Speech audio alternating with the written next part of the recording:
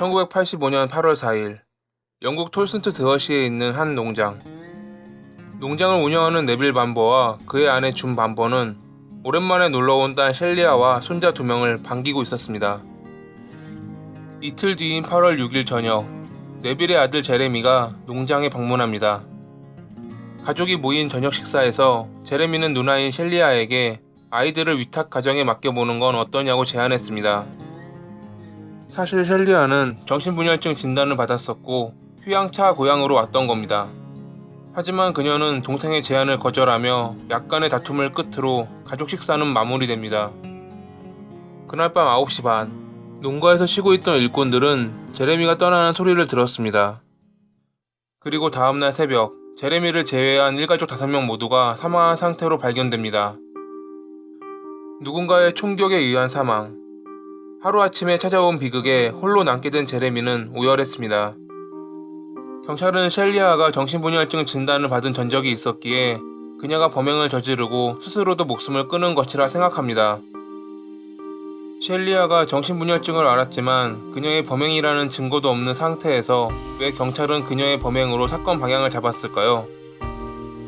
스스로 목숨을 끊은 듯한 그녀의 모습 때문이기도 했지만 또 다른 이유가 있었습니다. 그건 신고자인 제레미의 증언 때문입니다.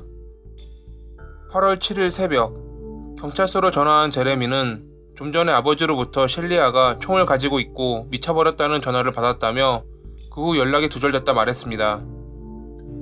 곧바로 경찰이 네빌의 집으로 출동했고 그곳에서 5명이 모두 사망한 상태로 발견된 겁니다. 그렇게 셸리아가 제레미의 증언으로 범인으로 지목되면서 모든 범행은 그녀의 소행으로 결론 지어졌고 제레미는 가족들을 화장할 수 있었습니다. 곧이어 열린 일가족의 장례식에서 제레미는 여자친구 줄리아와 함께 슬픔을 나누며 가족들을 떠나보냅니다. 라틴어 중에 쿠이 보노라는 말이 있습니다. 누구의 이득인가 라는 이 말은 한때 로마에선 알리바이보다 우선시돼 증거로 채택되기도 했었습니다. 이 사건에서 쿠이 보노는 제레미였습니다. 네빌은 지역 판사이자 전 RAF 조종사로 말년에는 농장을 운영하며 노년을 즐기고 있는 부유한 남성이자 제레미와 셸리아를 입양했던 따뜻한 사람이었습니다. 네빌이 소유하고 있던 작은 회사만 해도 40만 파운드의 가치가 있었고 모든 재산을 합친다면 수백만 파운드는 넘을 정도로 그는 부유했습니다. 그가 예전에 작성해둔 유서에는 제레미와 셸리아에게 균등한 재산을 나눠준다 명시되어 있었지만 이제는 제레미 홀로 남은 상태라 모든 재산은 그에게 돌아갑니다. 사건을 살펴보던 형사는 제레미를 주시했습니다. 그는 다른 경찰들과 달리 제레미가 무언가 의심스러웠습니다. 사건 당시 만약 여러분이 네빌의 입장이었다면 제레미에게 전화를 걸어 본인의 상황을 알렸을까요? 대부분의 사람들은 곧바로 경찰에게 전화를 걸었을 겁니다. 형사는 이 점을 놓치지 않았고 통화 기록을 살펴보던 중 네빌이 제레미에게 전화를 건 적이 없다는 사실을 알게 됩니다. 스스로 죽었다고 한 셸리아의 총상이 2군데라는 건 역시 수상했습니다. 둘 다 치명적인 상처였기 때문입니다. 이것이 왜 수상하다 그는 생각했을까요? 그날 농장에 있던 다른 이들은 총소리를 듣지 못했습니다. 한두 발이면 모를까 그날 발사된 총알은 총 25발입니다. 아무도 총소리를 듣지 못했다는 건 소음기를 단 상태로 범행이 일어났다는 걸 말해줍니다. 근데 소음기가 소총에 남아있지 않다는 건 그녀가 스스로에게 총을 쏜 뒤 소음기를 빼고 어디론가 버렸다는 건데 상식적으로 말이 안 됩니다. 게다가 제레미가 경찰에게 신고 전화를 한 후 곧바로 자신의 여자친구 줄리아에게 전화를 걸었던 것도 이상했습니다. 당시 자신의 집에서 아버지의 전화를 받았다고 주장한 제레미. 아버지의 다급한 목소리를 들었던 그가 곧바로 농장으로 가지 않고 자신의 집에서 여자친구와 통화를 했다는 건 누가 봐도 이상했습니다. 제레미가 신고 전화를 했던 곳 역시 응급전화가 아닌 지역 경찰서였기에 형사의 의심은 더욱 커져갑니다. 그러던 중 사건 발생 한 달 후인 9월 7일, 제레미의 여자친구 줄리아가 제레미를 범인으로 지목한 후 성명서를 발표하면서 사건은 재조명됩니다. 줄리아는 평소 제레미가 모두 제거할 수 있으면 좋겠다라고 말하며 아버지와 어머니에 대한 비난을 자주 했고, 최근에 부모님이 셸리아에게 런던의 비싼 아파트를 사준 것에 분노하며 항상 화가 나 있었다 밝혔습니다. 그러던 중 제레미가 그런 끔찍한 짓을 저질렀고 자신의 범행을 줄리아에게 고백했기에 이 사실을 경찰에게 전달했다는 것이 그녀의 성명서에 담긴 내용이었습니다. 다음 날인 9월 8일, 제레미는 줄리아의 말이 거짓이라 주장했지만 결국 체포됐고 9월 29일 살인 혐의로 기소됩니다. 사건을 조사한 검찰은 범행 당일 제레미가 집으로 간 뒤 자전거를 타고 몰래 농장으로 돌아왔고 범행을 저질렀다 주장했습니다. 소음기를 부착한 소총으로 범행을 저질렀고 셸리아의 지처럼 꾸미려 했으나 소총의 길이에 소음기까지 더해지면 스스로 쏘기는 불가능하다 판단한 제레미가 소음기를 빼고 인근 친척집 천장에 숨긴 거라는 게 검찰의 주장이었습니다.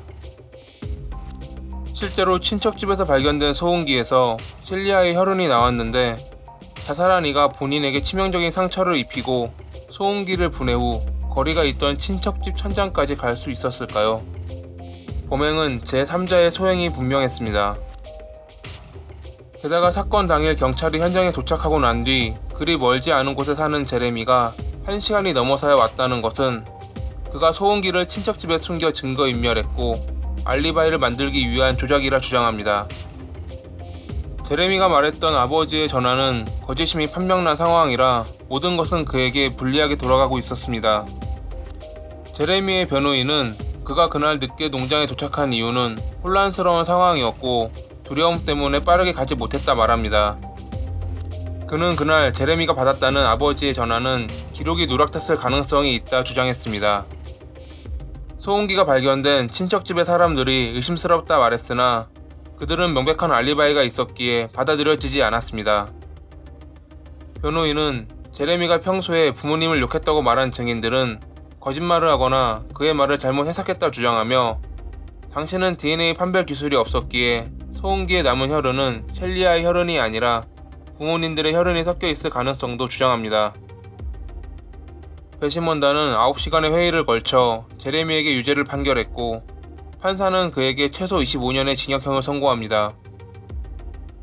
이는 제레미가 평소 돈에 쪼들려 강도짓을 일삼았고 사건 발생 후 셸리아의 누드 사진과 자신의 이야기를 팔려고 한 것도 한몫했을 겁니다.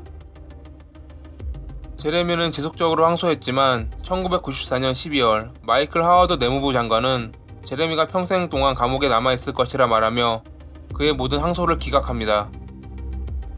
2015년부터 인권단체는 제레미의 석방을 위해 많은 캠페인을 벌였고 DNA 검사가 실시됐지만 정확한 결과가 나오기는 힘들었습니다. 검사하기에는 남아있는 흔적도 적었고 무엇보다 피해자들이 화장됐기에 그들의 가족들의 DNA 데이터를 기반으로 검사했기 때문입니다. 결국 법원은 이를 불명확한 증거라 말하며 그의 석방은 좌절됩니다.